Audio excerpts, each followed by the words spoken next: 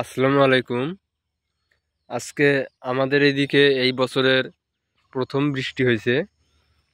আজ থেকেই বলতে পারেন বছরের বৃষ্টি হওয়া শুরু। তো আমার যে সমস্যাটা হয়েছে বৃষ্টি হওয়ার পর, দেখেন রাত্রে প্রচুর বাতাস ছিল, যখন বৃষ্টি হয় তখন প্রচুর বাতাস ছিল। দেখেন ঘাসের অবস্থা, সবটা জমির ঘাস একবারে পড়ে গেছে। ঘাসগুলা অনেক লম্বা ছিল, প্রায় 8-10 ফুট করে হবে একটা করে ঘাস। বাতাসের কারণে আর বৃষ্টির কারণে দেখেন সব ঘাস পড়ে গেছে। এখন এই ঘাসগুলো দিয়ে আমি কি করি বুঝতেছি না, মাথাটা ঘুরতেছে যে এই ঘাসগুলো দিয়ে কি করব। বাড়িতে তো এতগুলা গরু নেই যে একবারে সবগুলো ঘাস নিয়ে যা খাওয়াবো। তারপরেও আলহামদুলিল্লাহ বৃষ্টি হয়েছে, বৃষ্টির দরকার আছে।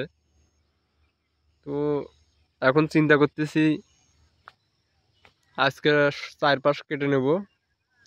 এই যে কাটা, যে কাটা গরুগুলোর ওপর ঘাস পড়ছে দেখেন,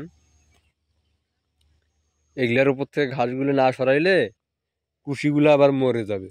যে কারণে চারপাশে আজকে কেটে নেব, তারপর আস্তে আস্তে দেখবো কি করা যায়।